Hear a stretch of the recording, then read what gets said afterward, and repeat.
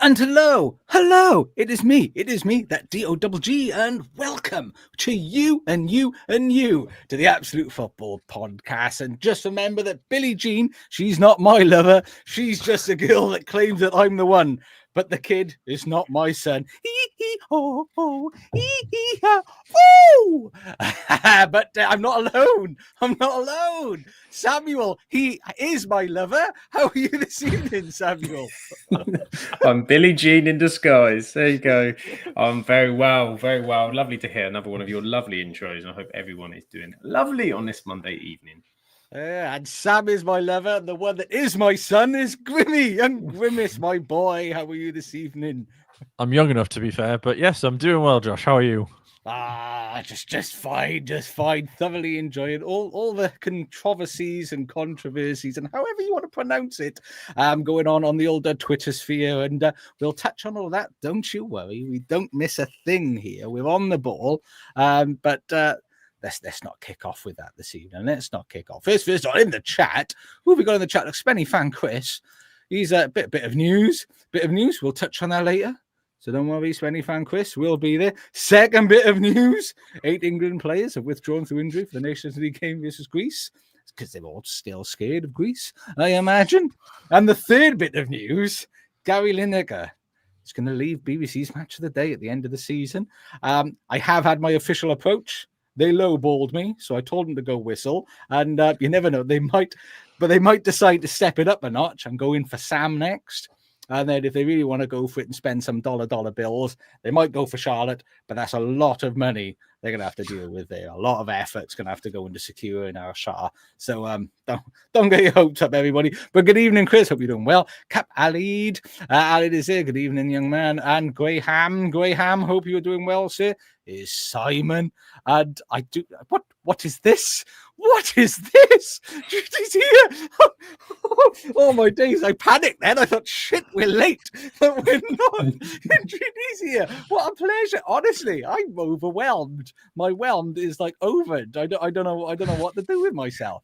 That is just stupendous. I got lost in the comments. I couldn't make them disappear then. I'm so overwhelmed. Thank you, G. I really appreciate that. Makes you feel really special. And you know what? On a good note, let's move to another team that had a good note. Wolverhampton Wanderers. What a game of football. Wolverhampton Wanderers 2, Southampton 0. Samuel, tell us first, how did that make you feel? A win at last for the Wolves. Finally, they get that. They're getting the green. They've come so close in recent weeks. But everyone's beaten Southampton, so they thought, why not? Let's join the club. Let's be part of it. Very good win for Wolves. I think attacking wise, we've said previous pods, they've been very good this season going forward, but defence has been leakier than a leaky bucket full of leaky holes. But they managed leakier than your ceiling. Leakier than my ceiling. Although the plumbing's been done today, so if it's leaky after today, I'm going to be beyond furious. So hopefully that's it. They have, like Wolves, we have cemented the goal. It did help with, I think, a decision to disallow one of the Southampton goals, which I'm sure we'll come on to. But Wolves, yeah, a good win for them. Cunha's at it again. Fantastic finish for the second one. I know Shah's a big fan of Cunha. I'm a big fan of Cunha. 4 goals already this season. I think his goal contribution something like since like last season 28 and 35 or something when he started. He really is a top player for them and done really fantastic. So I think really good. Gary O'Neill obviously under tremendous pressure needed a win there, needed a win to try and ease the pain. And against Southampton as well, they needed to put some wins on the board. But I think a lovely story I saw as well, because Pablo Sarabia scored the first goal for them, and I think he got some good karma. Apparently it was Santiago Bueno's birthday in the dressing room at Wolverhampton, and he bought him a Colin the Caterpillar cake, and then he goes out and scores the first goal. So football karma does exist for Wolves. Oh, that is lovely. I mean, Grimmy, it was a Kuna Matata for Wolves, and was it the game of no worries for the rest of their 90 minutes? I mean, to be fair, going into it, I did kind of pencil this down as like a 2-0 to Wolves game. Anyway, I mean, Southampton don't really bring anything much to the table. When I've watched them, there's not really been much about them. So I thought if Wolves can strike the match, as it were, and get themselves going, then they were going to be off to the races with getting some points on the board. But yeah, I mean, Southampton didn't really trouble them from what I saw of the game, and Wolves were pretty comfortable. I mean, they've always looked, like we've said, they've looked good going forward. And is it Sarabia who got the caterpillar cake, or bought the caterpillar cake, or received it? One of the two. Probably had some if he bought it, to be fair. He was the assister of the Colin the Capital cake. Yeah. I'm familiar with that man's game, as he's part of my Napoli save on Football Manager. So, Colin the Caterpillar? Stoic defensive mid at the back. I'm very familiar with the Caterpillars game. Yes. Yes. My stomach would suggest that also. But yeah, I think it's for Gary O'Neill as well. It'll be a big relief to get that first win under the belt. And with the running games that they've got, I think they'll probably kick on and be able to leapfrog a few teams in the next couple of games, I would imagine. Leapfrogging caterpillars. We've got all the animal analogies going at the moment. A bit of Lion King in there.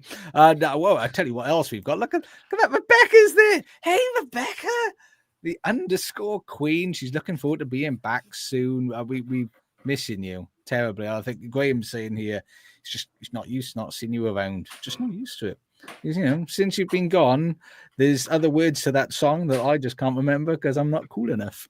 You couldn't breathe for the first time? Yeah. Or you can breathe for the first time? There's something you suffered else. It all? Yeah. That's the one, isn't it? Thanks to you. Now I get what I want. Since you've been gone. There you go. Teamwork. # teamwork. Makes the dream work. Hi. All of that just to say hello and that we missed you. Graham was saying Wolves have done it wrong.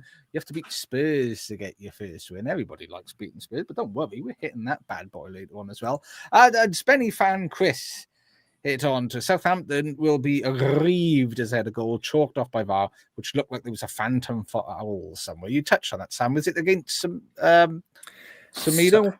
Semedo, yeah. Semedo. Not quite Semedo this time.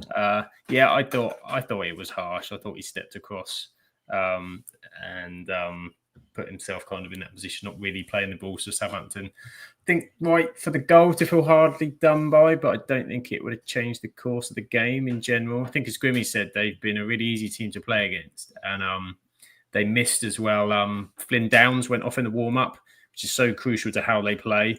And they've not been playing great at the best of times. So you take him out as well. It's a real problem for them, and they can't score to save their life. I don't know, Cameron Archer, thank God he isn't an archery archer, because he would not be going to the Olympics on current form, I think is fair to be said.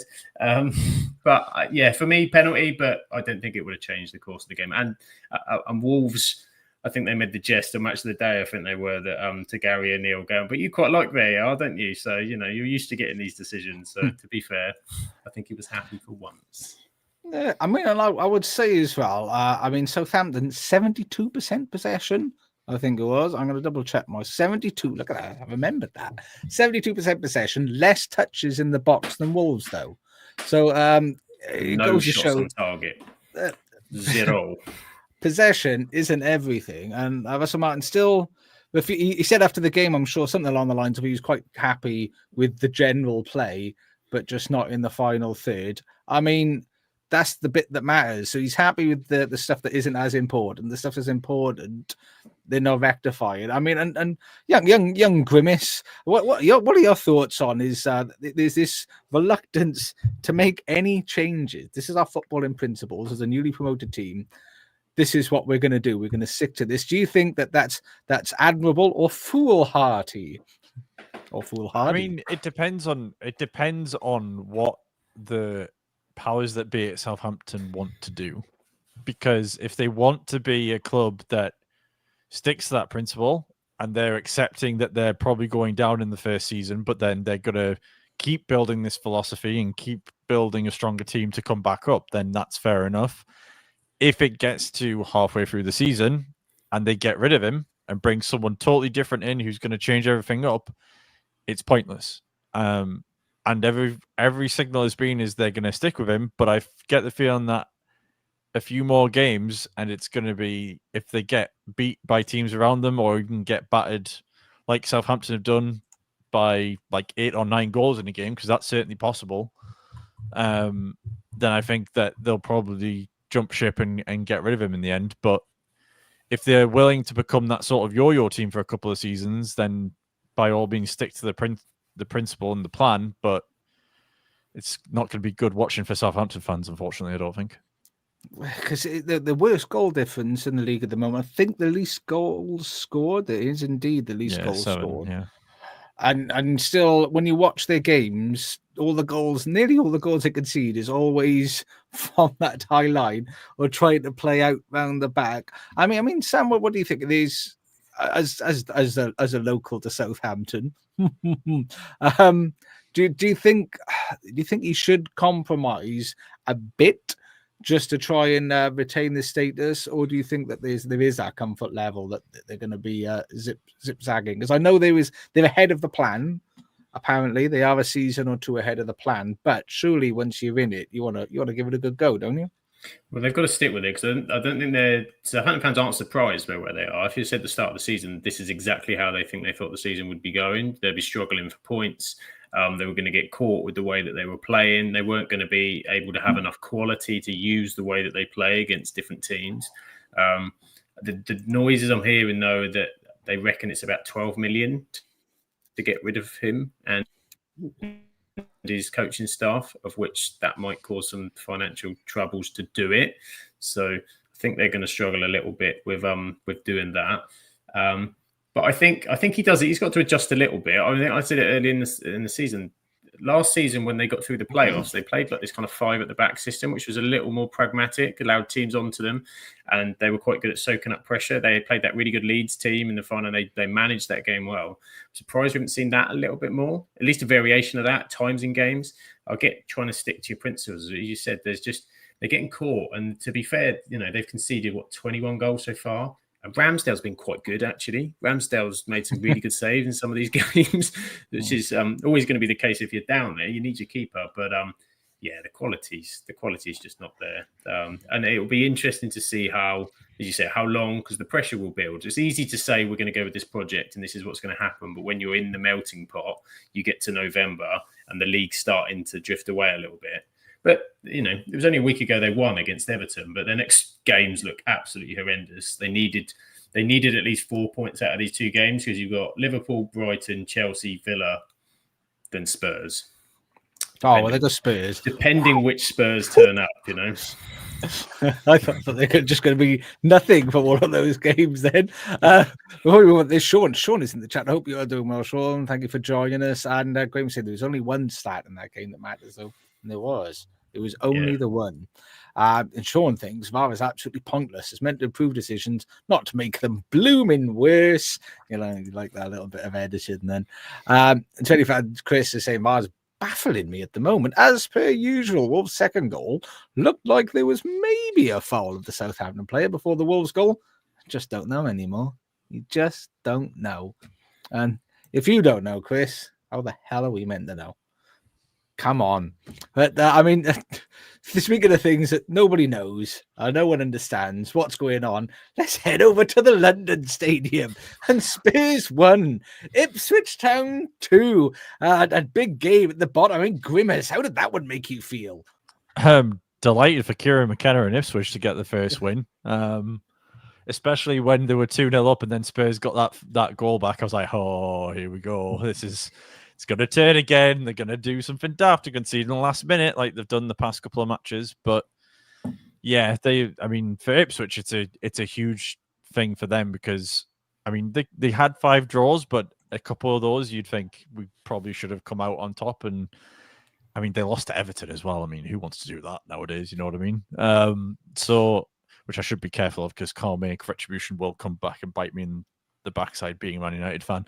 But so I think for Ipswich, it's a huge win, because it kick-starts them a little bit. And again, if they can get a couple more results, they'll start springing up the table and they should be doing fine. For Spurs, it's another one of those where,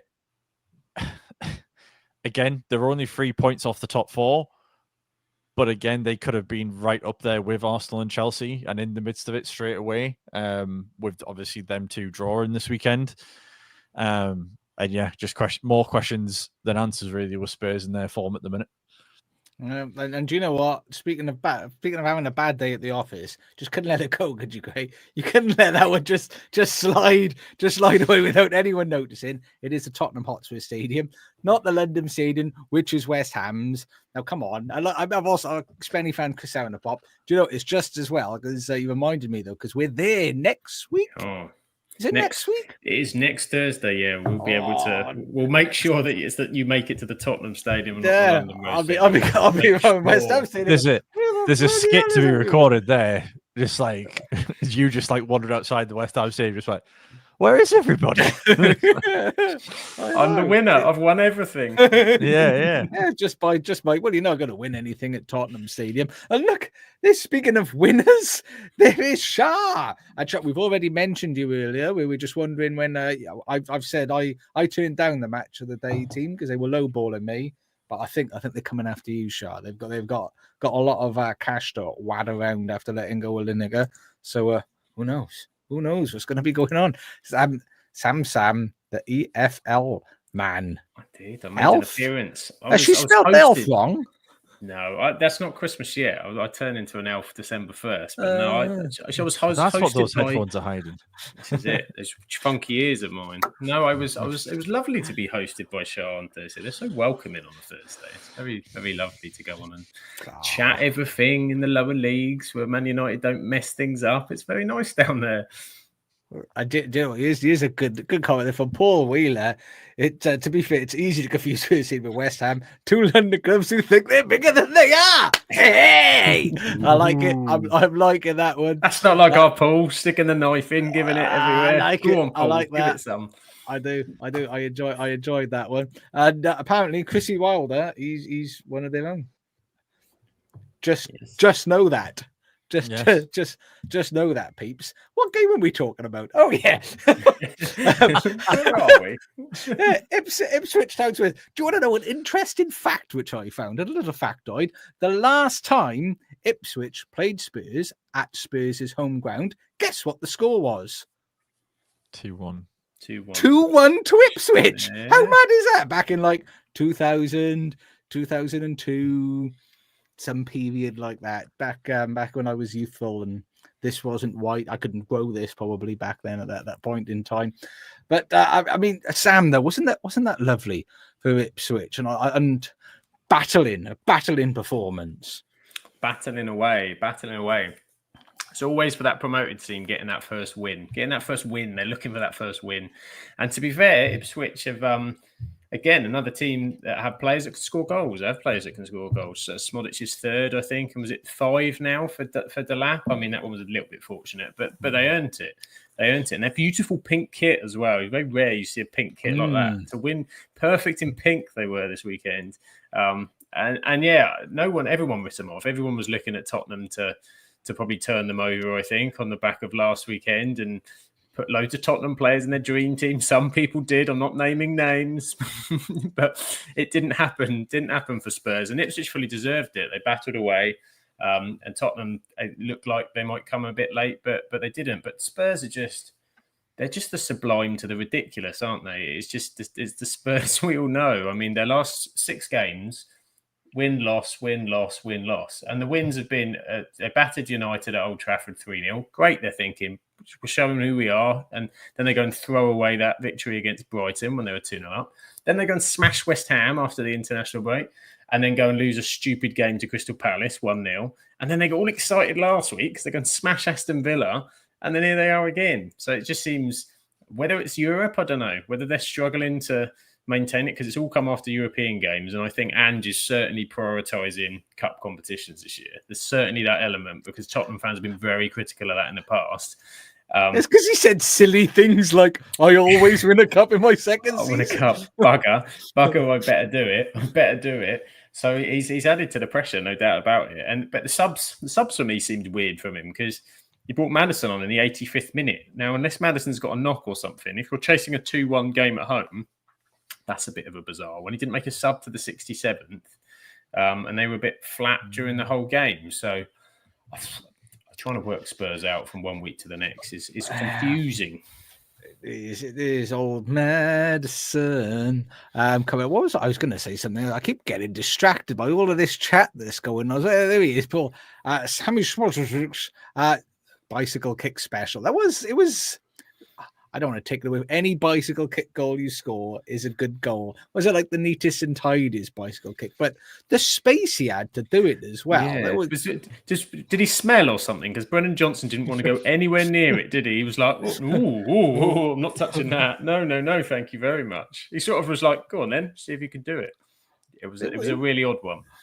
Well, I mean, and I'm not sure what to think of Ange. And Ange has sort of come out and said a little bit, it's my fault. The inconsistency is my fault, with the win, lose, and shake it all about. He's blaming himself for that. I mean, Grimmy, do you think he could take some of the blame? Or do you think it's just Spurs? Is it just something about this club, do you think, that just prevents him from doing well? I mean, it's a difficult one to answer that because I always remember on the Poch, they used to have similar runs where it would be they'd batter a team one week and then somehow scupper up the next game. And I think part of the answer is yes, they are very much being Spurs at the moment. But I don't really think it's at Postecoglou. I think I'm always a big believer of it's the players on the pitch. If the players on the pitch can't carry out the instruction, then it's more the player's problem than it is the manager's fault, because the manager can only do so much tactically and on the sidelines. The players have actually got to go out and doing it. If they're not up to scratch, then I think it's more on them. But again, Spurs are going to Spurs. And Ange has shot himself in the foot with that cup comment. As soon as I heard that, I went, oh, that's a fourth round exit in the FA Cup if I've ever heard one. So yeah. Do you know where you are?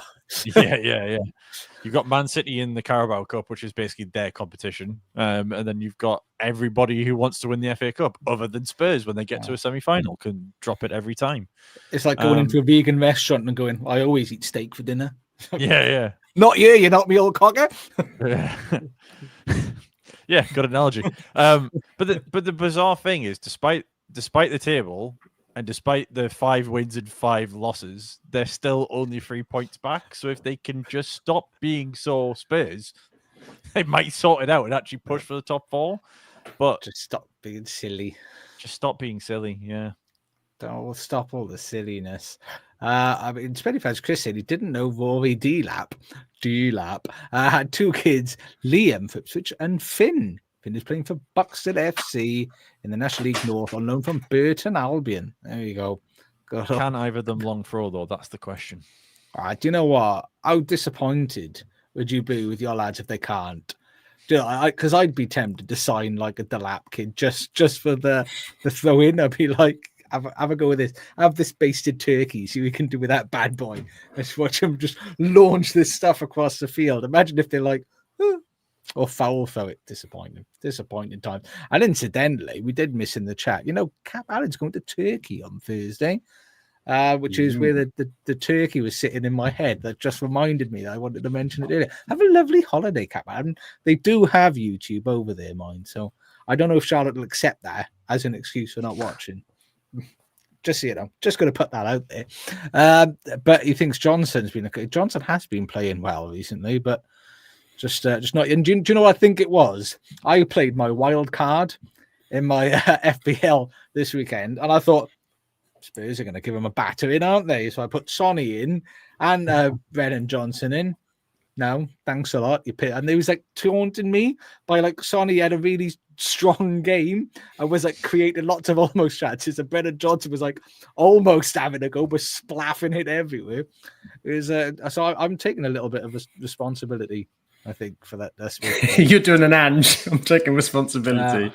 I took Haaland out. I took Kuna out. Oh, I had a mate. I tell you, it all fell apart for me. It was just disappointing time. But who else was it? Disappointing time. Down at the bottom of the table, Crystal Palace 0, but Fulham 2. Samuel with his Spenny fan Chris Bayern Munich top on. Bayern Munich top. He's out in there. Samuel, Crystal Palace 0, Fulham 2. How did that one make you feel? Fulham riding the highs of obviously last Monday. We had that excitement late on in the pod, didn't we? With the Fulham turnaround, double Wilson, and 3 goals now for him off the bench with their victory over Crystal Palace. Should we start with Palace?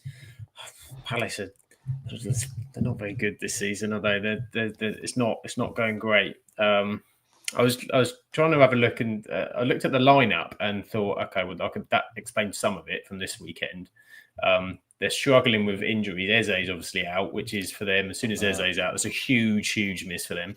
But they're the midfield of Mark Gahey and Devaney, one of their young kids. Actually didn't do too bad, the pair of them, considering that was the defensive pairing. But you just look through the team and you're thinking, where are the goals coming from in this side? When Eze's not there, Mateta pops up now and again, but I think it's only Southampton who have scored less goals than Crystal Palace.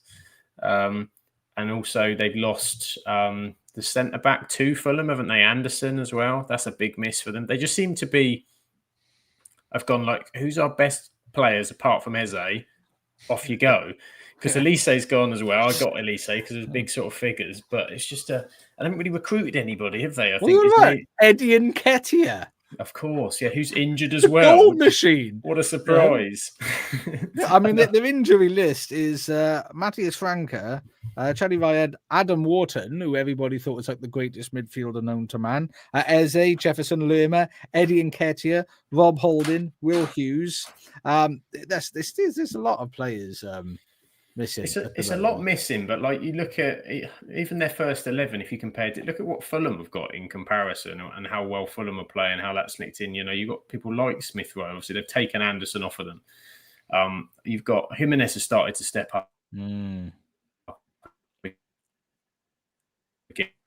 Again. Just who they brought off the bench. You've got, I think I went again. I'm going to carry on. Anyway. At some point, I'll be back. Adama Traore offers something crazy late on in games if you bring him off as well. And they've got Sander Berg, Pereira holding the midfield. Iwobi stepped up massively this season. It's a good Fulham squad. And Marco Silva's, I think, quietly been going under the radar. We all talk about Iraola, and we've been talking about even Thomas Frank with Brentford recently. And we've been saying stuff about Fulham, but Marco Silva's quietly assumed quite a good squad. And they lost Pelinha, don't forget, last summer. So Fulham they're the example of 2 clubs that have kind of been maybe in a similar, but Fulham are doing this and Palace are doing this. And I just get the sense this is one of those Palace seasons where everyone thinks they're in trouble until I think Glasner's on borrowed time now. They'll go and get rid of Glasner and they'll pick up in the second half of the season and finish kind of in that high bottom half of the table or something. I mean, they do have Roy Hodgson's number. I'm sure that might be a possibility. Let the man rest in peace in retirement. My God. Do you know what? I'm going to make a really dark stuff. I'm going in like 10 years' time to be in the same situation until we'll be coming out with this bag full of dust. Come on, boy. Get us going, boy. That's it. Just roll out the freezer and just like, right. Time to go again.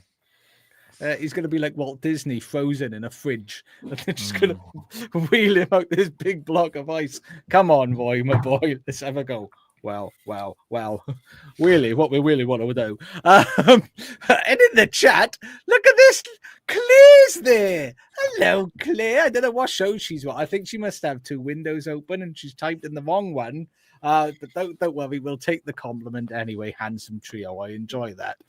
She's back from the Holly Bobs. She acts like she's okay, but deep down, she wants to put up her Christmas tree. And do you know what?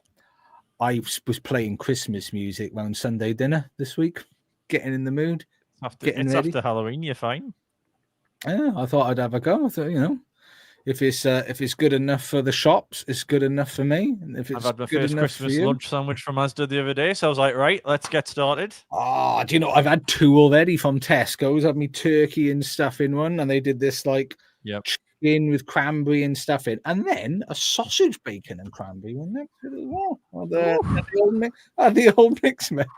Graham, weekend at Bernie's with Roy. I like that. If you don't get the analogies because you're really young and stuff you for rubbing it in. Grimmy says it's okay, so the Christmas tree's going up because she likes the reassurance. Oh, sick Grimmy, you're gonna get Mr. Jeffs on your back now. Going, what you doing? What you doing, you turd? I got a massive Christmas tree going up in November now. But Spenny Fan Chris is waiting to the 1st of December. Sean's waiting until December 24th. Humbug to you, Sean. But Stevie, on the football front, because this is a football podcast, Anderson to Palace, from Palace to Fulham, even was the big reason Fulham. Anderson, underrated. You were saying that, Sam, underrated man. Mr. Anderson, yeah, super. He was very, very good at Palace, and he's been very, very good at Fulham so far. So great signing. He is. I mean, and Harry Wilson, Welsh winger, former Liverpool player. I've got all the love in the world for him. I mean, Grimace, what do you think? Glasner is on borrowed time. Do you think they're going to be ready for heave-hoing him out? I would normally say yes, but I think because of how tight it is at the bottom, 1 or 2 wins here or there will propel you out of the relegation zone. So as long as it stays like that, I think he's okay. I mean, to be fair, before they've lost, the past 2 results were a win and a draw. So it's like, they had a couple of decent results here or there. On the back of 3 losses before that. But again, if he goes on another bad run now and then sort of the Wolves, the Ipswiches start picking up wins, I think that's when Palace will likely go, right, we need to change something here just to try and jolt some life back into the club and into the players. So at the minute, no. But again, it all depends on what happens around them, I think. Because I just worry, I don't know what you think, Grimmy. Who are they better than? Like, the promoted sides, maybe, but then I'd argue that Ipswich and Leicester are probably better going forward. I think Wolves are better going. I think Wolves have got the potential to get out of there. They're probably on par with an Everton. Yeah, I think I would say the relegated teams, the promoted teams, they're definitely better than the relegated teams from last season. Let me tell you that. They'll finish with more points than Luton this season in the Premier League. Exactly. Yeah. The promoted teams, I would say, obviously Southampton. I would probably say they're on par with Ipswich because, again, Ipswich have the ability to go get goals in the game, whilst defensively Ipswich are a little bit less so, whilst Palace are probably the other way around where defensively they can be pretty solid at times if they want to be, but attacking-wise, if they're going to win a game, it's a scrappy 1-0 and they've held on for dear life for 90 minutes. So, yeah, it will be a struggle, but they have brought money in so that in January they could just go get those 1 or 2 players to make a difference if they needed to. But time will tell. Well, I think let's not forget as well, with the tail end of last season, Glasner was doing well at Palace. Yeah, he really changed up the style of play, got them performing better, and then Palace did what Palace do and get rid of their best players. So and then obviously all the injuries and suspensions he's had. So it's not. I think it would just be harsh. I think they've. They seem to be on a similar path to when they had Vieira, because he had a very good start as well. Yeah. And then kind of after, and everyone was. I think it'd be one that everyone will go, "Oh, that's harsh." But Palace have a bit of form for doing it. Yeah. Yeah. I think the main factor at the minute is because of how tight it is at the bottom. If say, for example, they were doing a Southampton, they were on 4 points and everyone was on like 10, 12, and there was a big gap there, I do think he probably already would be gone. But because they're literally 1 point behind Ipswich, who've only just won a game themselves, and again, Palace could win and go above Everton next week or after the international break. So, like, it could all change in the space of a week, and I think that's what they're hoping will happen. And after the international break, maybe a couple of players come back, and it all starts to build again. Because I do rate. Is it Glasner? Glasner? Yeah, we think it's Glasner. Glasner. That's what Sam told me. Well, if Sam said it, that means it's true. I do rate him as a manager, especially what he did at the back end of last year, because he totally changed Palace and made them a somewhat coherent team in comparison to what they had with Hodgson under the first half of that season. So, yeah, I still think Palace can get themselves out of it. It's just going to take them maybe scraping a couple of results here or there and other teams falling by the wayside. But again, Everton, I don't think are that great, and Ipswich are a bit hit and missy, and they haven't won that many games. So, and who knows with West Ham? Because West Ham, for me, well, it's like a joke team, isn't they? Yeah, I think. I mean, that's a whole other podcast discussing whether they should have got rid of Moyes on its own. But it's not. It's easy. Watch this. No. Well, people will debate it, but I just think that like 1 or 2 decent results for Palace, and they'll be in a safe space, I think, and they'll be in the fight to stay up. So yeah, it's a tough run they've got as well after the international. Away at Villa, home to Newcastle, away at Ipswich will be huge, and then Man City, Brighton, Arsenal. But they'll do something stupid and beat City and Brighton back to back.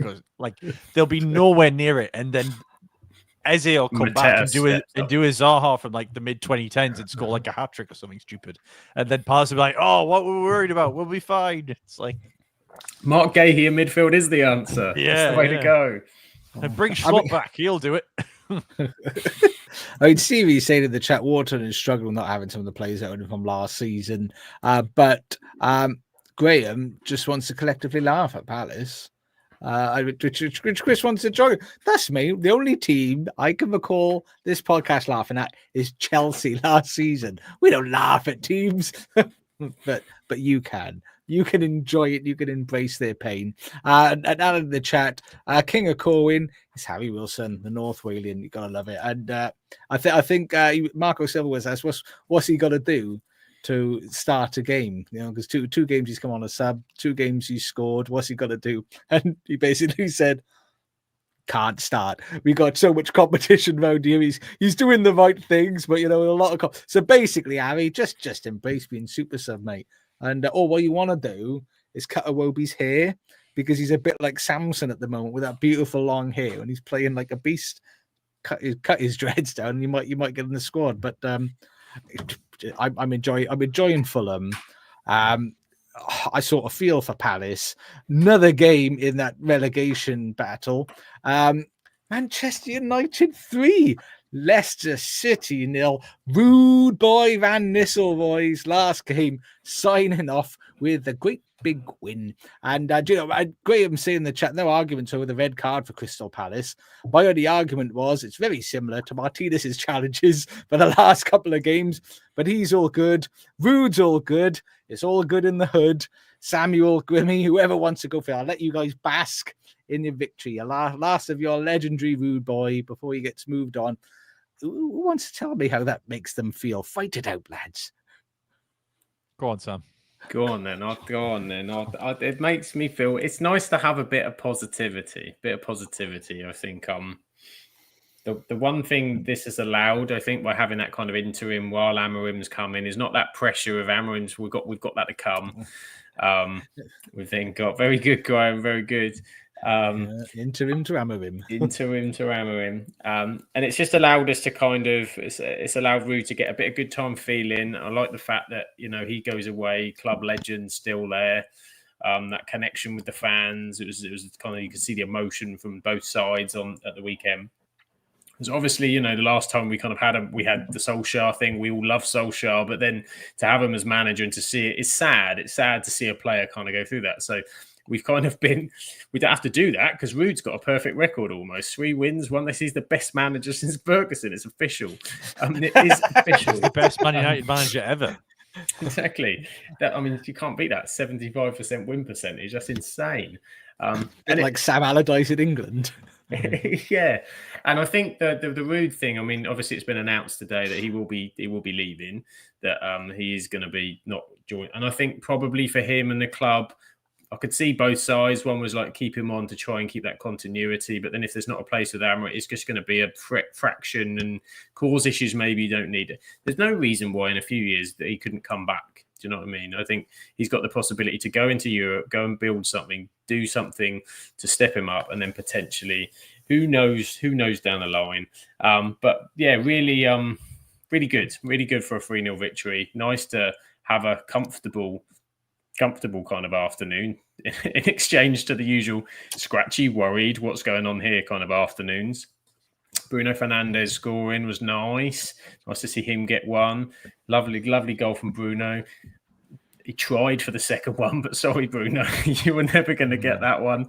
Never going to get that one. And nice to see Garnacho, because obviously we had that ridiculous stuff on social media with Garnacho last week, which was just silly, just silly. So lovely for him to score. And look, because of the way the results are, which is crazy, we're 4 points off third somehow, despite being completely awful. Now, after the international break, we've obviously got a pretty hard reset because it's very difficult as a manager to come in and start at that point. And secondly, if he wants to implement what he knows and what he wants to play, it's completely different as well. So, I mean, it's going to be exciting to see what happens when he comes back, how he's going to play, what he's going to do, bearing in mind that it's an international break and he probably hasn't got half the team with him either. So, yeah, for this week, it's nice. It's nice to have a win. Nice to look up the table and go, well, it's not that far away. Maybe brighter skies are ahead. Dare to dream. You've got if you never have a dream, you'll never have a dream come true. Craig saying silly stuff on social media. Surely not. Do you know the best thing that I saw about that? For anybody that didn't see it, it was one of those fans accounts on Twitter decided to go to the ground and just say to Garnacho, you know, how about a better touch? How about more thought on the ball? What about some better passes and better finishes? And then they had the audacity when he got called out about it on social media to say, hey, if it takes for me to get into a player's head for it to make the difference for him to score a goal, you know, I'll do it every week. Insinuating that somehow him being a total dick is why Garnacho scored. So, as Claire will say, hashtag don't be a dick. Don't be a dick. Silly Billies. And what else have we got going on in here? Stevie Lee's asking, did Sir Alex have to pay for his own ticket on Sunday? I'd imagine so. No, I think that gravy train sailed, don't it? No, he doesn't have to pay for his own ticket. I'm sure he found a way. Just because he's not didn't have to pay for his own ticket. They said straight away he doesn't have to pay for his tickets because they knew people would ask. Yeah, so have a little bit of that. Graham's asked how many injuries will he get over the international break to give Amorim a proper United welcome. But he's coming out. Sam, you've already touched on it. There's a big difference in style of play. And Grimmy, what do you expect when he comes back? You think he's going to go all guns blazing? You'll have new manager bounce. You'll be playing this beautiful, fast football with your three at your back and. Because you've got three good central defenders that can play that sort of style, obviously. What do you think he's going to be straight in there making that difference, or could it take a while? I think he'll be pragmatic about it because he's already said in press conferences that he can't go in and play the same way with the squad that we've got. I think he could play free at the back, but I don't think it's going to be this wham bam thank you ma'am style that he does at Sporting. I think it's going to have to be a bit more pragmatic, and that's the way he'll go. Also, there's potential that Yoro is back. Well, I say back, we've never seen him, but he'll be available. He's there, available for the first time.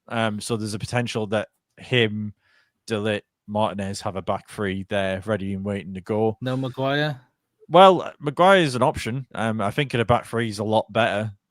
Same with Johnny Evans. He's a good option in the back three as well. And to be fair, Johnny Evans has played well any game he's played for us, really. So I can't exactly complain with that. But I do think that he'll have to be more pragmatic. And he is, I think are we away to Ipswich the first game we're back as well? Yeah. So that'll be like, everyone will be going. Chris said. Yeah. Thanks, Chris. I appreciate the information. I wasn't sure. But everyone's going to be going, well, Amorim's the new guy in, facing the guy that they could have had in the summer in Kieran McKenna. Oh, and that'll be all the build-up. And then we'll end up losing 2-0 to Ipswich. It's like, here's what you could have had. And it's like, great, here we go.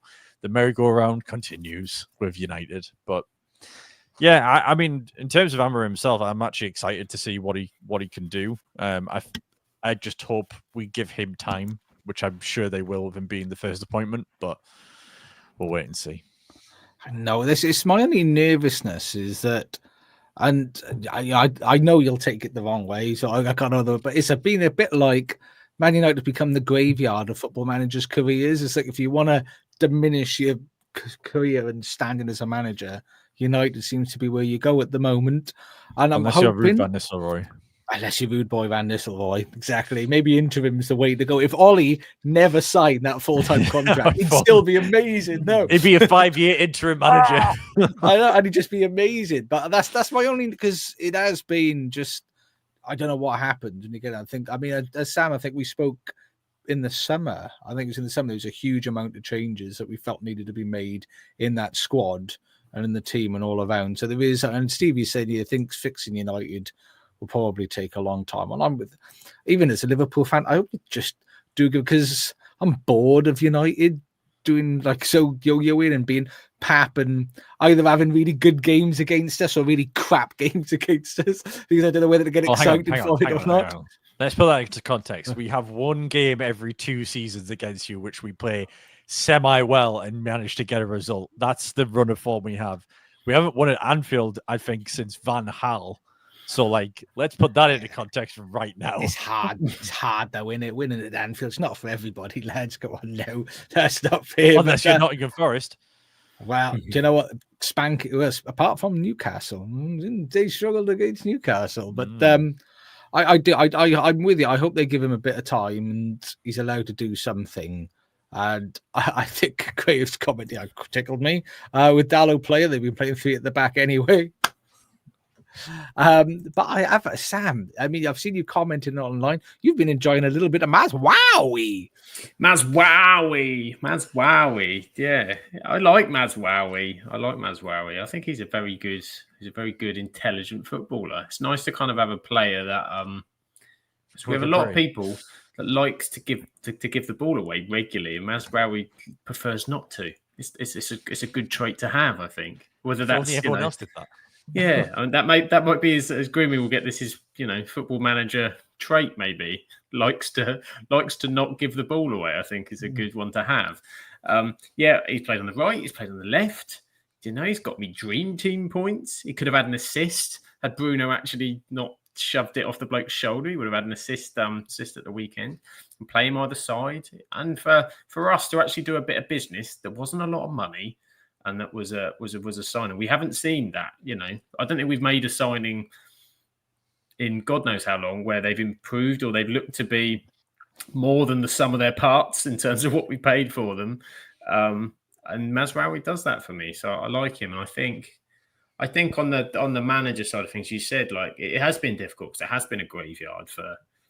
It's kind of been a graveyard, but it's kind of been, Mourinho's still gone on to stuff. Van Gaal was at the back end of his career. I think, say, Solskjaer for Ten Hag will be interesting what happens with him next. But it seems to me to be at that position. They've done the stuff behind the club, and we don't know whether that's the right things yet. They've made decisions, and we'll wait and see what that happens. But they're probably looking to try and find that appointment like Liverpool had with Klopp. It's very similar, I think, we're at that stage because you had that sort of manager stink before that, didn't you? Sort of Hodgson and a few others that didn't quite. And then they allowed Klopp the kind of time to build in while your recruitment then was excellent at the same time. And those two things suddenly jumped that massive, massive thing together. Now, very difficult to come into United and to do the same thing. What Klopp did at Liverpool was amazing. But that's the hope. That's what they've got to aim for. That's what they've got to hope he can do. So, yeah, and look, he's a bit charismatic and all the rest of it. It's a good, very handsome. He's a handsome man. Off the back of Rude, who was looking incredibly handsome in recent. I don't remember Rude ever being. I don't remember him being a looker, and suddenly turns up with that turtleneck and the jacket. Yeah. You think, Rude. So I'm liking it, enjoying it. So nothing else. He got rid of the 90s, 2000s curtains that everybody had, and that makes a difference, doesn't it? That. It does make a big difference. You did the same thing as well, didn't you, Josh? I used to have lovely curtains, down to by here. Beautiful. I couldn't do that now. Done in Mill, they were, Grimmy. I tell you what, I love them curtains, but I tell you what, them buggers are properly gone now. Well, I say they got just the partings got much wider. So I got my so wide, in fact. 7-inch part in now down the middle, and I just got rid of all the lead. This devastated. A little bit more like Ten Haggy rather than the Mood Boy Madness away, unfortunately. Do you know what, Amber? It reminds me a bit of you though, Sam. I think he's got a bit of the Sam going. What did I call him? He's got a couple of notches on me, to be fair. Oh, I don't know. I can't remember. What did I call him then? Did I get his name wrong? I don't know what I said. Amorim? I think you were right. Amorim. Stone the Crows. And Gigi was in the chat, she'd love to see Rude back in United one day. And Samarim. Isn't he the bad guy in Lord of the Rings?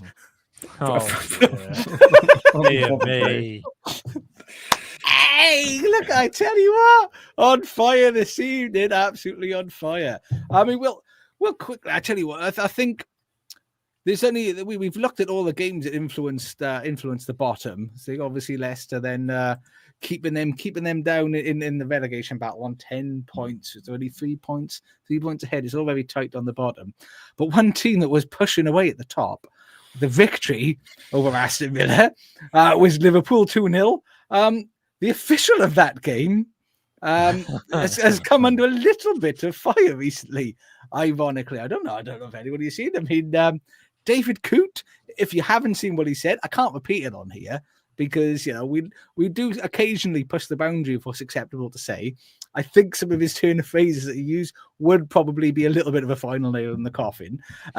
So you'll have to go on to social media and find that video of what Mr. David Coote said. But essentially, he made some derogatory remarks about Jurgen Klopp and his nationality, gave a rather negative opinion on his thoughts of Liverpool and the players there, except for James Milner, who he seems to have an affinity for, which I don't blame him. I also have an affinity for James Milner. But as a result, obviously, it's brought himself into a little bit of disrepute and questioned his professionalism. So, you could check that video. Don't watch it now. Just take our word for it that he said some very silly things. And to start with you, Sam, it looks like it's being investigated by the PGA MOL. Allegedly, according to the newspapers, it's gone from him denying it's real and saying it's AI to saying, oh, yeah, no, I accept it is real and I just can't remember doing it. Spenny fan Chris sort of sums it up a little bit. What a plonker. I mean, what are your thoughts on David Cootgate? David Cootgate. David Cootgate. Yeah, it's not a good look, is it? It's not a good look. I think the reality is, like, we're all people that can say things and certain things and stuff, and sometimes in certain scenarios you say, oh, I should have said that, it was a bit much. I think it seems crazy naive in the circumstance it was. Camera in front of him, we don't know what the major circumstances of that, whether there was any influences allegedly, who knows? So we can't really comment on that. But I think has got caught in having an opinion, which is fine. Everyone's a person. I'm sure all referees have opinions, and they have clubs. Probably they go, "Was that one?" Or there's, and that's fine because I think that's nature. That's human nature that you're going to feel those things. But you can't say it, and if you do say it, you can't be caught saying it. And certainly the big one for me. Look, he's gone and he's had a go at Jurgen Klopp. Okay. That's not good. That's going to bring all the Liverpool fans on you. They're going to look at every decision you've ever had. It brings the distribute. There's the question of the bias. You can't have that. Bringing the nationality in is ridiculous. Like that takes it another level in terms of your kind of your personal approach to it. But they can't have it. You can't have it because it just it's something that he's going to pay for now. And probably I feel a bit sorry for that aspect a bit because it probably isn't in the context that he wanted it to be. But it's a video from years ago that's kind of surfaced, and he's been talking about something that you can't talk about as a referee. You can't say it, whether you believe it, you don't believe it. You can't say it and continue to be a Premier League referee because it brings the question in. And I've already seen it. Liverpool fans have been going through every single game he's ever officiated. Or we gave that throw in the wrong way, and every single thing. So there's just no way now that they can't that it can't happen. And so that's kind of his career. And yeah, absolutely crazy. Absolutely crazy. Because even I tried to remain sort of quite balanced on things, but the first thing I thought was, I'm sure he was either the official on the VAR when Jordan Pickford tried to end the career of Virgil van Dijk, and nothing happened. And I think it was that game where he said he didn't card or anything Pickford because he had put a check in from an offside and didn't realise he could also make another decision at the same time, is what he said allegedly. But even straight away, those things come to your mind, and like you said, you've got to have, it's a bit like in wrestling, you have this suspension of disbelief where you know it's not real and it's premeditated, but you put yourself in that world to think that it is, so you can enjoy it. It's similar with referees in that they've got opinions. Most of them probably don't like Man City because nobody likes Man City. Some of them might not like this team. They might not like that team. But they need to have this perception of impartiality that you can think, do you know what? He might not like them, but he's professional.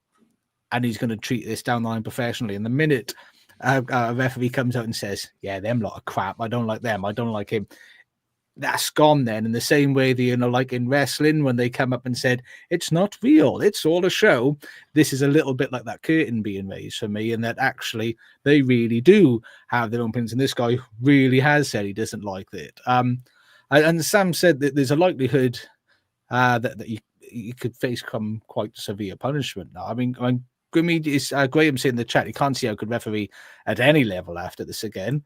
I mean, obviously, I think Liverpool games you wouldn't be able to do really. Maybe some teams are competing with them. But even for me, at European level, would they take on a referee that has had this sort of allegation, this like thrown against him? I mean, do you think that he's going to have that level of punishment? And do you think it is fair and you just have to suck it up? I mean, for me personally, if I was the person in charge, and thank God I'm not, but I would probably suspend him for a short period, or maybe for like the rest of the season, and then maybe bring him back in via a lower league, maybe the Championship or something like that, and just keep him out of the spotlight as far away from it as possible, and rebuild from there. Obviously, he's never managing anything remotely to do with Liverpool or top of the Premier League games again, or cup games or anything like that remotely anywhere near that again. I do obviously. I think what you and Sam have both said is exactly how I feel about it. The one thing I will say, not to defend the guy or anything like this, I don't want it to be coming across as defending him, but I think there is a point that has to be made that referees, regardless of what level they're at, get, I was going to swear there, tons of abuse off these players and managers, and Klopp gave it as good as anybody, if not more so at times, and it was to such extremes at some points where I thought he should be getting sent off here, and none of the referees really did with Klopp. He didn't. If he did get any send-offs, I'd be surprised. But like, it's one thing to have the opinion, of course, and it's one thing to put it out there. And he did say in that second clip, like, that video isn't to go anywhere because it'll be done for basically, and it's ended up going out anyway. But I do think there is a thing of that the referees wouldn't view these or have these opinions if there was that level of respectability from the manager and from the players, because the referees have such a hard job dealing with players on a week-to-week basis with the sheer amount of abuse they get, not from players but from fans and managers, that it's like, I'm not surprised. I'm more surprised the fact that it's got out. But I'm not surprised that maybe that his opinion of those managers and those players is that type of opinion. Because if I was doing my job and someone came across and was shouting bloody murder at me, I know for a fact I would walk away at the end of the day and go, what a tosser that they are. You know what I mean? Like, it's not, I'm not saying, and again, when he brings in his nationality into it, it goes to another level that I can't defend. But there is a thing of that eventually these people will get worn down by what these people are receiving on a weekly basis. And I think referees, worse than any other profession in a sporting capacity, especially in English football, get it worse than most.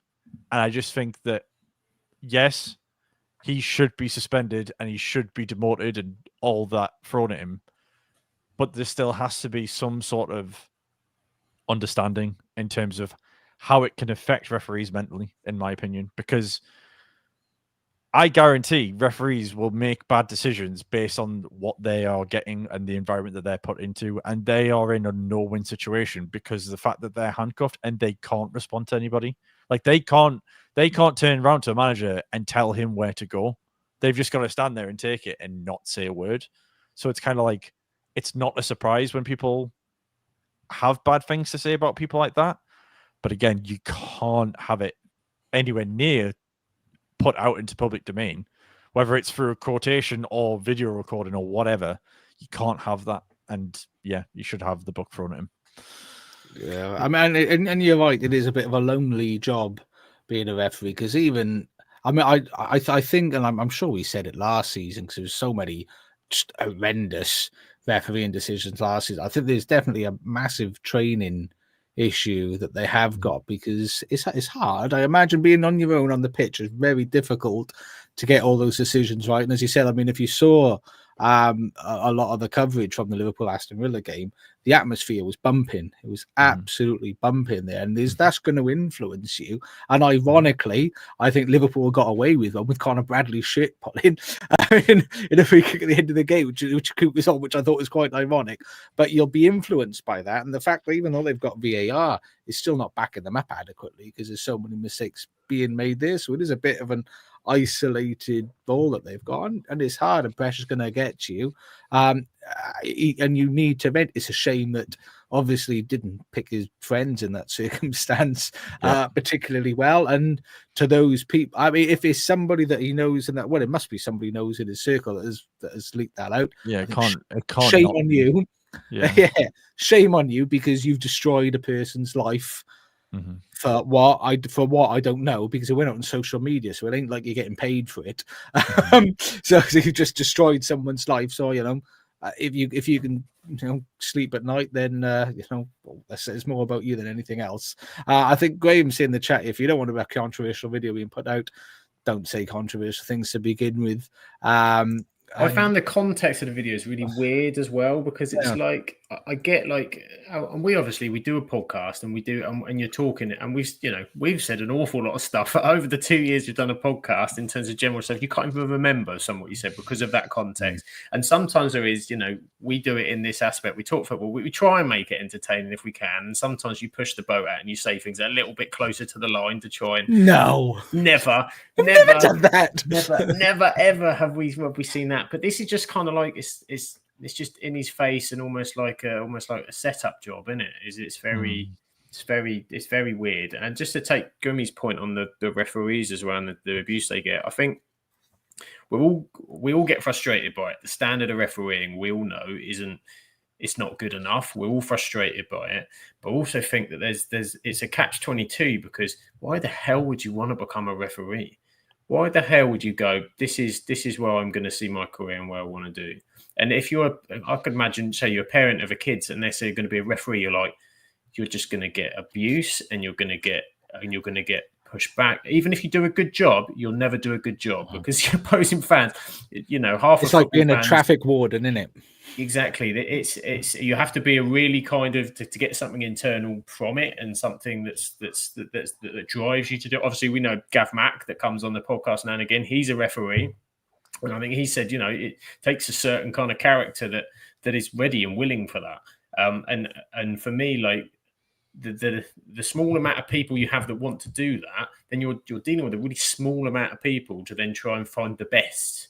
And, it's the same as like the Olympics, when you have countries that have millions and millions and millions of people to choose from, they tend to do better than St. Kitts and Nevis in most of the competitions, because sadly for St. Kitts and Nevis, they don't have the same pool of people. So I think there is an element of that, and it is difficult, and this won't help. Because anyone going up going, Jesus Christ, I can't say anything, particularly in this age as well. We're now getting in the age where everything is being recorded and videos, and people use stuff against each other, and it's a scary, scary time.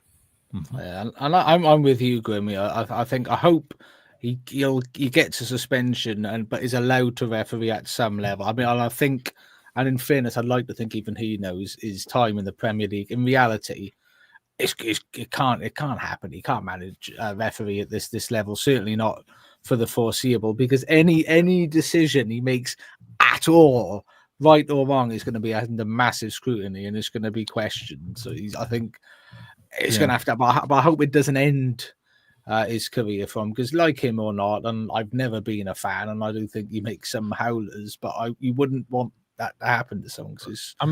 Well, I've always been, again, in the right circumstances, I've always been a believer in, getting that second chance to rebuild it. And I think if you, by demoting him, whether it's a Division 2, 3, whatever you decide, it gives him that ability to build that trust back up again. And then I'm not saying he's ever going to get back to that upper echelon of Premier League refereeing, but at least he can still have the career doing something he obviously wants to do.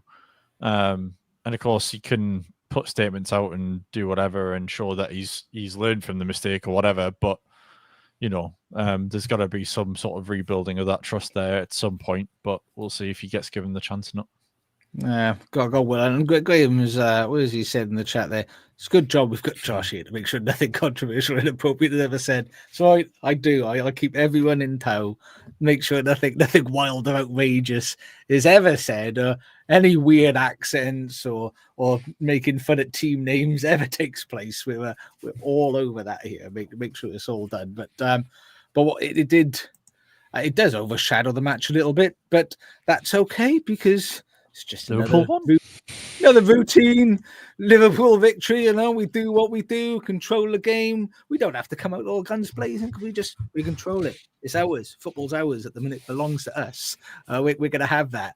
But before we sort of move on, was there anything that you wanted to add, either of you, on Liverpool's wonderful game of football? Nah. Really, you punished Villa, didn't you? You punished Darwin Núñez should have had about 15 goals, but I know. God, it's Darwin again in a nutshell, isn't it? He's sublime. If you had a striker like Darwin Núñez who could actually hit the target like 9 times out of 10, you'd have won the league by now. What's crazy is his movement is exceptional at times. His reading of the game is exceptional at times. Now and again, there's a finish, you go, whoa, and then 2 minutes later, he's through on goal. You think, oh, he scored a goal already. He's feeling good, and he's hit Rose edge and through on goal. And you're thinking, what is this guy? He is an enigma. It is like the next shot, the exact next one looks like exactly the same shot. Yeah. But it's just over there. Instead, he's like, cracking some poor kid in the face with the ball instead of like drilling it into the net. Like it's just it's bewildering. It's absolutely. There's Greg says Núñez, he scores the hardest chance, misses the easy one. Julie thinks he's one of I love him. Oh God, he is. I think I've said before, he's like, when you Sam will understand this. Grimmy, I don't think you're there yet. But when you have your kids, you'll have if you have 2, one of them will be a lunatic, and they'll be like, you'll be holding them, and their little legs are going like this. And you're ready, okay, go, and then they're like boshing into things. You got to pick them up and direct them. Look like, no, here you go, there you go. This is the safe space, and that's what he's like. He's like this little kid just running around doing everything. Is it like presenting with one calm one and one lunatic? Is that what it's like? Yeah, I'm the lunatic and Josh is exactly that's exactly. And you just want to pick him up and hug him and say, "Oh, darling, you like a little rascal." But at the same time, you want to say, "Jake, we spent loads of money on you to bang goals away. What are you doing?" It's hard. I'd see what he said. Someone's whispered in his ear that there's a Spartan fan on the pod. Is it a Spartan fan? I don't know. Maybe.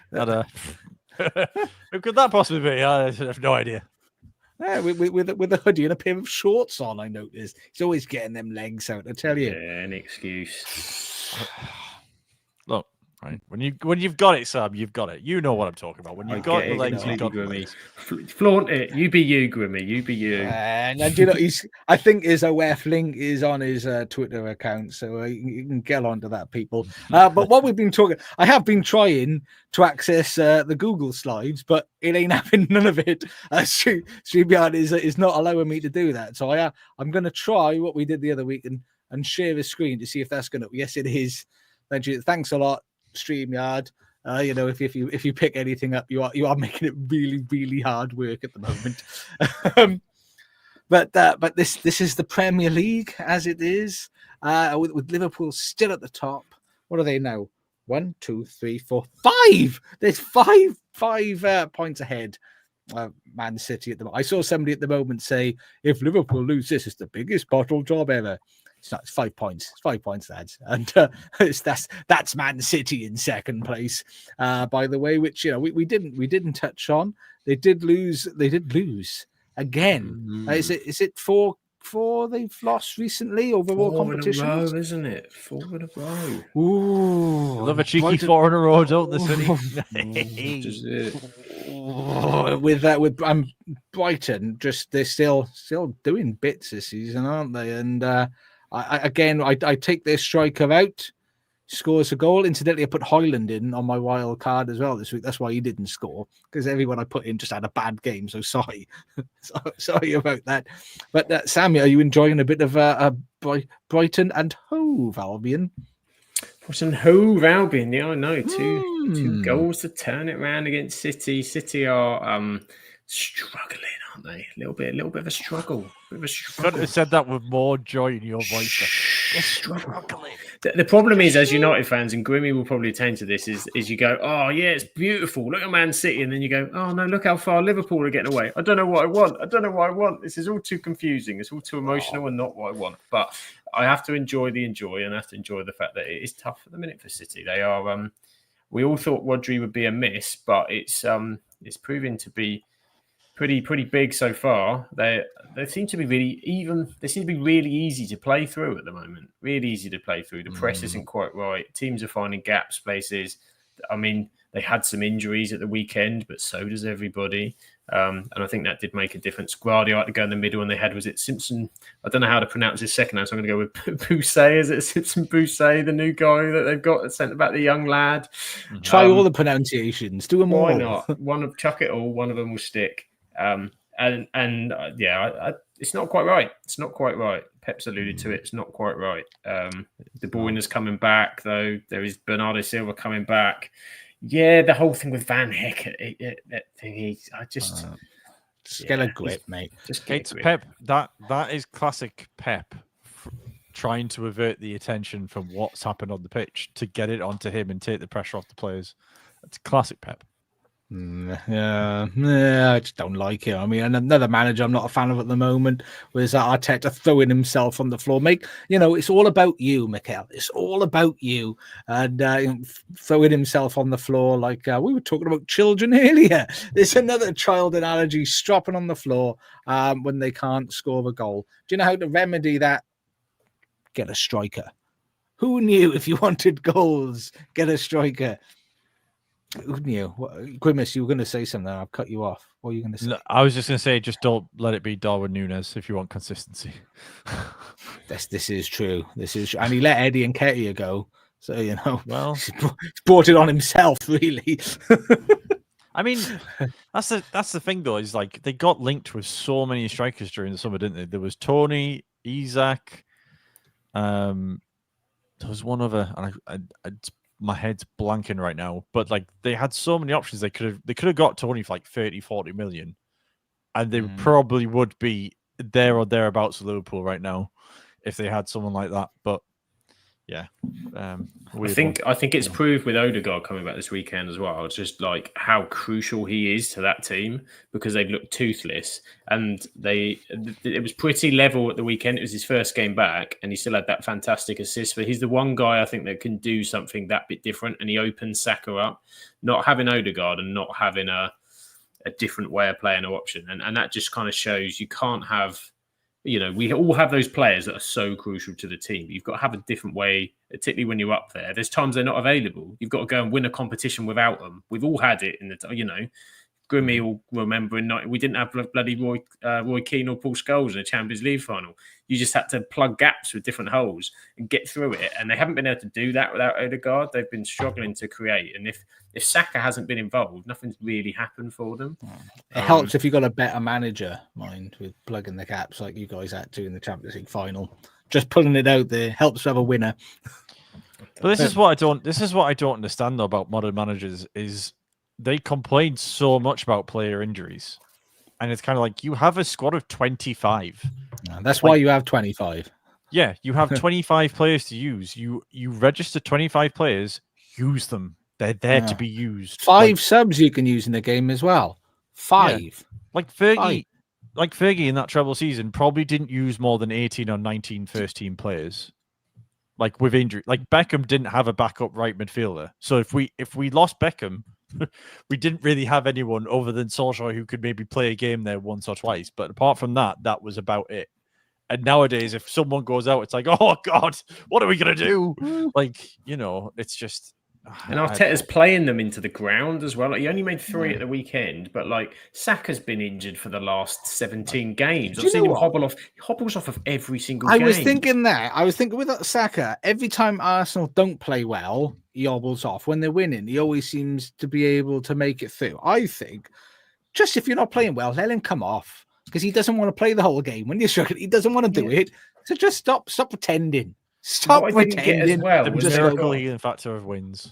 Yeah, the wins make the difference. And what I didn't understand was that, okay, they needed a goal. So I understand trying to keep. But Odegaard's just come back after 3 minutes. Didn't take him off. It kept him on all the way through. And you're thinking that's how someone breaks down again. You just seen how important he is. Don't kill the man. Now he's come back. So and Arteta said after the game, when he said he'd just come back, he hasn't even had a chance to train all week. So all I'm going to do is kill him.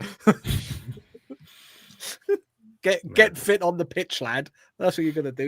You don't need training to build yourself back up to fitness. Get out there, you big wuss. I'm with you. Pressure is on them now because look, that table just shows it there. Look how tight it is, all the way from 3rd down to where we are, down in 13th. A couple of games and suddenly you're in the bottom half of the table. If Arsenal carry on this little stinky run, the pressure's going to go insane. It's excellent, the Premier League at the moment, isn't it? When you look how tight it all is. Obviously, I'm enjoying it more than others because we're doing quite well at the moment. If I was down in 3rd or 4th, I wouldn't be enjoying it at all. But from a neutral perspective, this is a sort of run into the season we all really would have wanted from a neutral perspective, and that people are beating everybody. There's not a lot of predictability, if any, at all. And I think, as Fanny Fan Chris mentions, the Forest win, after having a mixture, Forest having some good games. They just go and lose to Newcastle, having a mix of form recently, and it's just up everywhere. What an exciting time to be alive, eh? So exciting. So exciting. I tell you, I'm on the edge of my seat every week. I'm having to wear 3 pairs of underwear because I'm just getting little driblets of excitement. I'm clarifying, I'm making it a Ewan reference. I didn't know Darwin Núñez could excite a man so much, Josh. Honestly, hashtag new pants for Josh at Christmas. Hashtag merchandise pants, branded boxes. Leak free. Do you know what? All I can think is just comments I don't want to make, especially in light of the conversation earlier. Now, there's a line here. Please don't. Your face here. Don't clip that. Don't clip that. That can't go out. Honestly, please don't let this video go anywhere, lads. This can't go anywhere. Nowhere at all, especially not live on YouTube. And Steve wants your hands off Isaacs.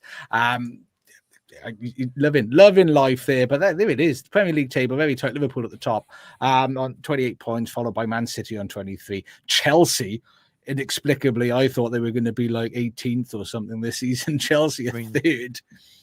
It's not done yet. There's only 4 points between them and 13, so let's just give it some time.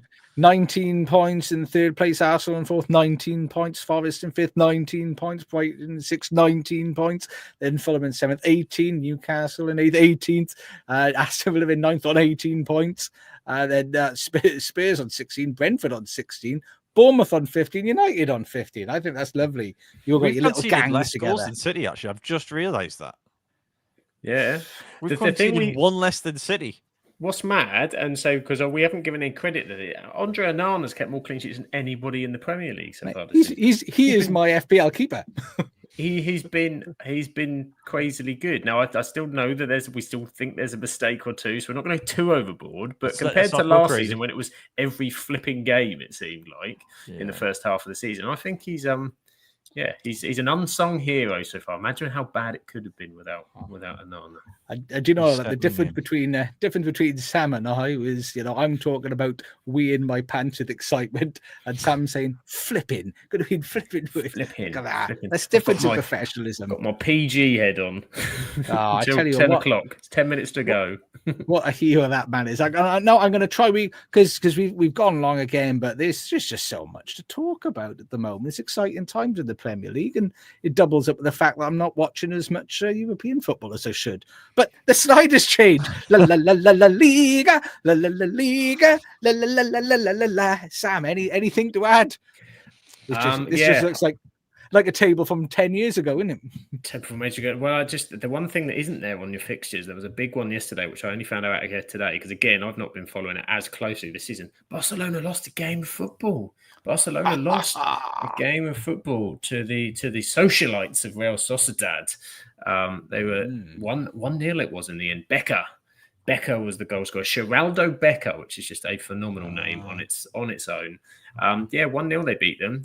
Injury to Lamine Yamal. He's out at the moment and seemed to be a problem. Danny Olmo only came out at halftime. He's struggling with an injury as well. So Barcelona finally went down to a defeat, which helps Real Madrid get that little bit closer from the man no longer sulking about the Ballon d'Or. Vinicius Junior with a hat-trick. He's going to try and set things right. Real Madrid have been robbed with all the things going on in the world. The Ballon d'Or is the disgrace, apparently, because they didn't win. So they're now taking it out again on La Liga. Jude Bellingham scoring as well for them. So they beat Osasuna 4-0.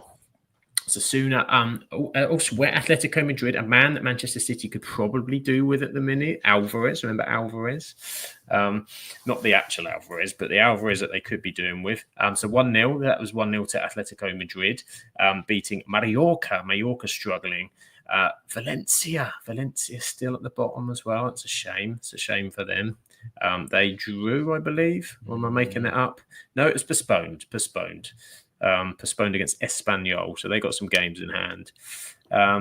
Elsewhere, anything exciting? Villarreal are having a decent season, 3-0 for them. They're back up there, the Yellow Submarine. We all have a bit of the Yellow Submarine. And yeah, that's about it, I think. That's about it. There were some other games, but yeah, I didn't know anything about them, so leave them where they are.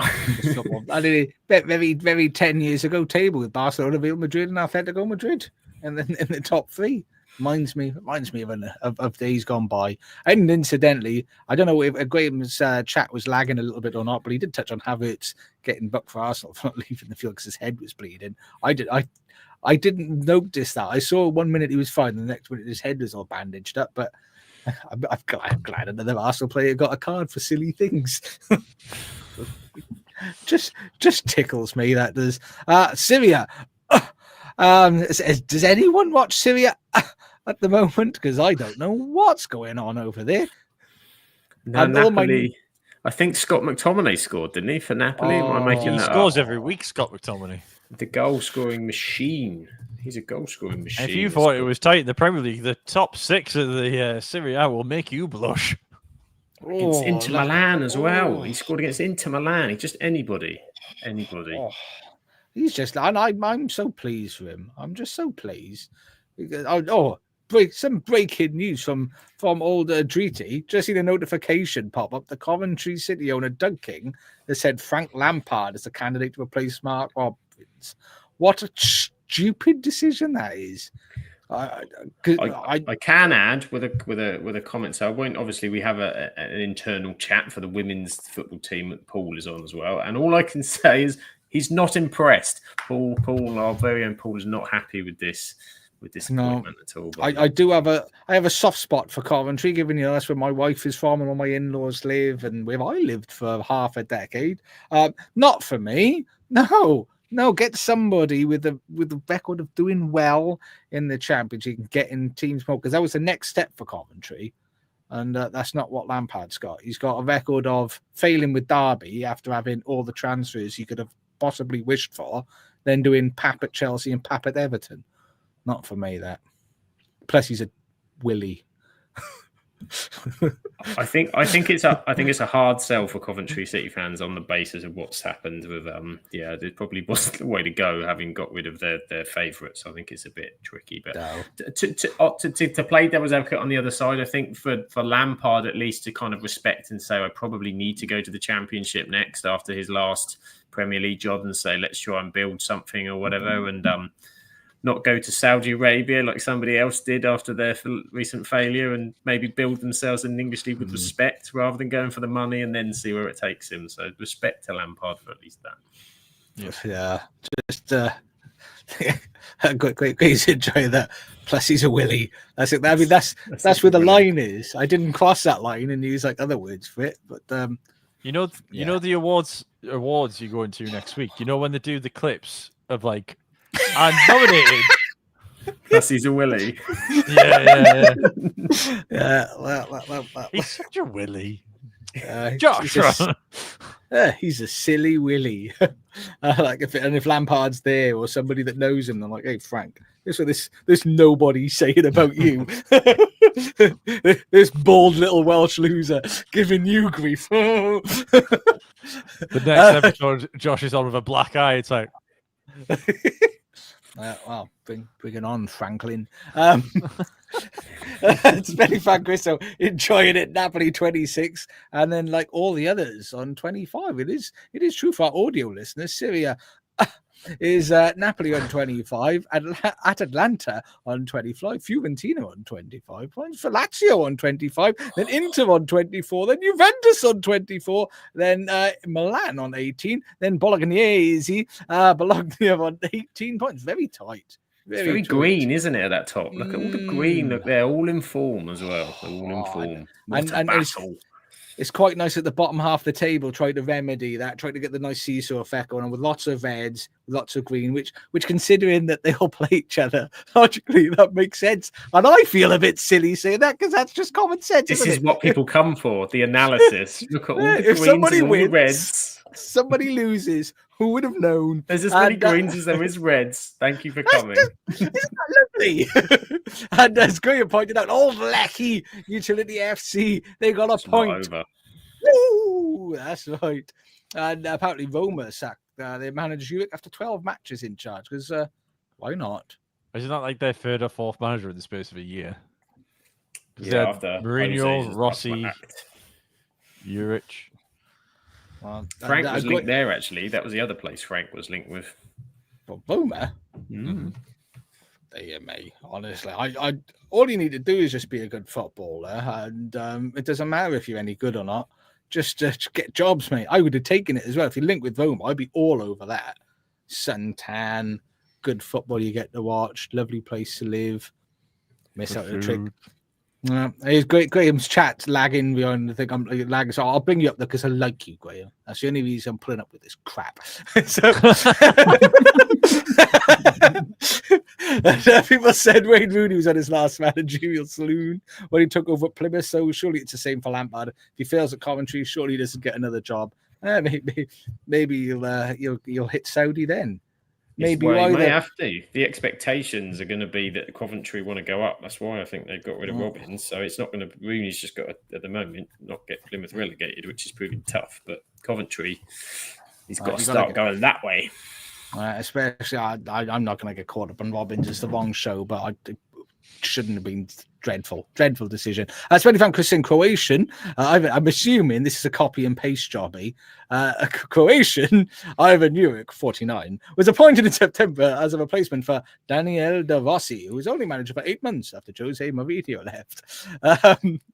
And Graham says, "Appreciate you putting up with my crap, Josh. You're a true friend." Well, you know, I treat my friends well.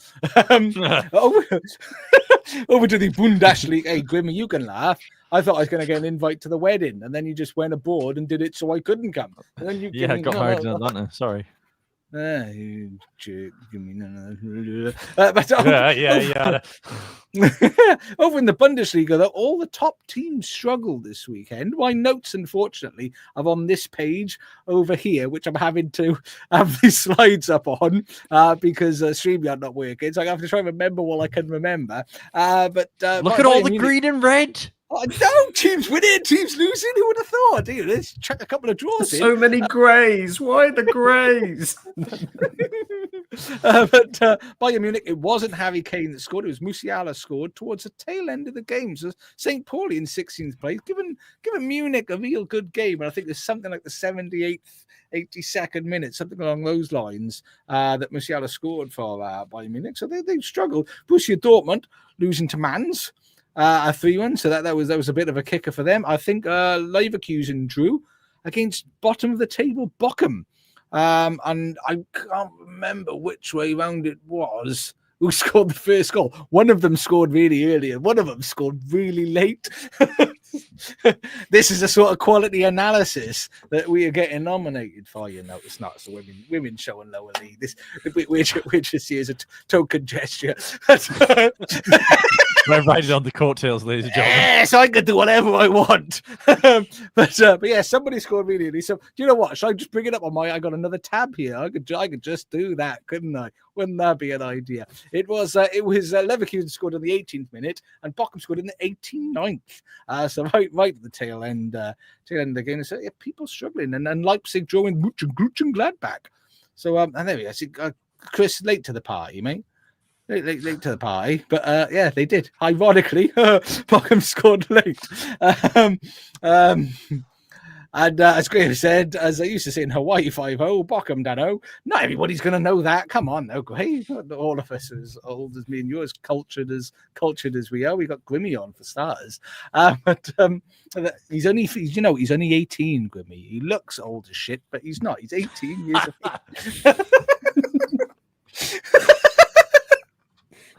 Touché. I'm still bitter. That's a man with a wise education. I'm joking. Incidentally, if anyone asking, I really do love Grimmy. I really do. That's why I can give him all of this abuse, because it's just love, isn't it, mate? Just as good as I get. Baby. But so that is the Bundesliga with Bayern Munich on 26 points, 5 points behind is Leipzig, and 1 point behind is Eintracht Frankfurt, 3 points behind is Leverkusen, on the same points as Freiburg, and 1 point behind is Union Berlin, on the same points as Dortmund, who are 1 point ahead of Werder Bremen, who are 1 point ahead of Gladbach, who are 1 point ahead of Mainz, on the same points as Stuttgart, who are 1 point ahead of Wolfsburg, on the same points of Augsburg, who are 2 points ahead of Heidenheim, who are a point ahead of Hoffenheim, who are 1 point ahead of St. Pauli, who are 3 points ahead of Holstein Klein, who are 3 points ahead of Bochum at the bottom of the Bundesliga table. SPFL, Shah's giving it the old big shanks. Don't know if he did anything, getting prepared. I don't know. I got no idea. I'm having a Sam, do you know? He's had a bit of a dodgy start, hasn't he? He's not really done a lot. The Hearts are having a bit of a shocker, aren't they? And he's, no, they lost again. Lost to Rangers. No big shanks. So Graham said we need Rebecca for the SPL reports. And do you know what? Actually, I'm sure she sent me something to read. She did send you one, yeah. She did. She did, because it was the Rebecca Derby. It was, as we call it, the Rebecca Derby. The Rebecca Derby. I found it. Do you want me to jump in with I found it? Can you be Rebecca? And incidentally, it's Rebecca Derby because I can never recall which team she supports, whether it's Aberdeen or Dundee. She doesn't support both. I just don't know which one she does. I'm not going to do Rebecca's accent because I'm too nice, but I will do a point for Rebecca as I read her thingy out. Ryan started and got another full 90. Dundee missed a penalty in the first half that would have seen them heading into halftime 1-0 up. Aberdeen came out to the second half and took control. They scored 2 within 4 minutes of each other. Simon Murray did pull back for Dundee, but Dundee just couldn't pull it back. And Aberdeen added their third in the 72nd minute, and they got their final goal in the 97th minute. Aberdeen showing why they're challenging for the top of the table. Hopefully Dundee can bounce back from 1 against Hibs. Oh, that was beautifully well done. Beautifully well done. I thoroughly enjoyed that. And Charlotte saying in the chat, it's bad shanks. Bad shanks. And Ryan Astley starting. And Graves saying just throw in some of the underscores. But look, she's there. She appreciated it. Very well read. Golf He clap, does. Sam. He does reading well. He does reading very well. And over the V's, we'll just fly through some of this. Wow! Unfortunately, fell apart when they lost 3-0. Just what are you doing to us, Warwick? What are you doing? And Fortuna Shithard lost 3-1 to a peck, which is one of them little toys that you get and you pull the head back and the head, well, that's Pez, isn't it? It's not that. Peck swollen. 3-1. I forgot. I got corrected myself as we went along. Anything else interesting happening? Not really that I can see it. Then PSV still scoring goals for days. So PSV is still top on 33, 5 points ahead of Utrecht, Utrecht, who are 2 points ahead of Ajax, who are 1 point ahead of Feyenoord, 3 points ahead of FC Twente, who are 5 points ahead of Achmed Achma, who are on the same points of Fortuna Sittard, and then on 16 points, 1 point ahead of Wilhelm II, on the same points ahead of Go Ahead Eagles, who are on the same points as NEC, 1 point ahead of Hilveen, who are 2 points ahead of Groningen, same points of PEC Zwolle, same points of Hercules, 1 point ahead of Sparta, Rotterdam, or anyway, Liverpool or Rome, who are 5 points ahead of Almere, and at the bottom on 4 points, Charlotte says, wow! And then it is time. PSG no longer exists.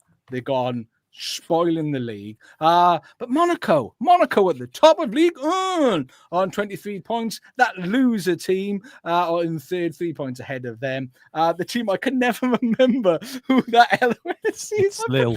It's Lille. Just say Lille. Just say it then. Just say Lille. Dear Jesus. On 19 points. Nice. With fifth on 17 points. And Rems, reams of paper or rems, however they want. You'd say it however you want to say it. On the same points, Lens on 17 points. And then Montpellier are down the bottom with the Havre and Saint Etienne fighting it out with Angers and Nantes and the old Rennies down at the bottom of the table. Very tight. And because Great was saying PSG have been banished. They have. Unfortunately, I've run wildly over time this evening. I've just looked at the clock and realised, God, I've got to be out of the house now in 10 minutes. So thank you, everybody, for watching. Samuel, obviously, people are going to want to watch me because they're like, who is that buffoon? But that handsome man in the Bayern Munich top, who's that guy? I want a little bit of that. I'm feeling rather, I was moving, I feel sparkly. This is what it must feel like to wear a sparkly dress. Maybe I'm getting ready for the FCAs with my sparkly dress, you know. Where are you going to be, Sam? Where am I? I am on @SamAbsoluteFBL on the old Twitter sphere, and at some stage I'll get to do my own content. I do some TikTok stuff at the minute. I'll get back to doing YouTube when my house isn't falling apart and people stop asking me to do work. Then I might find some time, but at the minute it's Absolute Football podcast stuff because we've got videos, haven't we, Josh? We've been putting videos up this week. Discussions. Mark Robbins, Coventry City, Steph Horton or whatever, Houghton, I think her name is, isn't it? on the WSL chat. It was good. That's why they talk about it, not us, because they know what they're talking about her new book. And we'll clip something from this as well. A little bite-sized bit, just nice, bite-sized fun just before Christmas. Oh, and Grimmy, where are you? Who knows? YouTube, I'm Saint Grimmy, Grimmy16 on Twitter, and here occasionally whenever people allow me to be on. So yeah. Beautiful. And of course, is this going to let me share the slide? No, I can't share the slide. Thanks a lot, StreamYard. You've made it a great, enjoyable moment for me on the show. Oh, there you go. Sam's got one. Found it. God, that's there we go. I haven't got that one. That's a new one for me. I tell you what, honestly, I don't even have my own shit, you know. Join us over at Twitter at Absolute Ball Pod, where Sam and Charlotte do most of the tweeting. So it's much more professional and informed. Subscribe to YouTube. Hit the subscribe button. It's free of charge. It'll make your life a better place. Oh, it'll feel so good. So make sure you hit the subscribe button. Twitch, why not watch on Twitch as well? On the TikTok boom at Absolute Ball Pod, and on Instagram threads, Absolute Football _ yes. And then Facebook, the Absolute Football Podcast. On Mondays, as you are here, as you will notice, Premier League, and we do something about European football. I'm not totally sure how you would classify what our European coverage is. We mention it and it gets talked about, but hashtag Team Chaos on Wednesday to all things women's football. If you like women's football, if you don't like women's football, if you want to know about women's football, but you're just not sure where can I find about women's football, that is on Wednesday, hashtag Team Chaos. And Charlotte is loving a bit of Sam, the FPL man. She wants him at the Rowdy Wabble on Thursdays.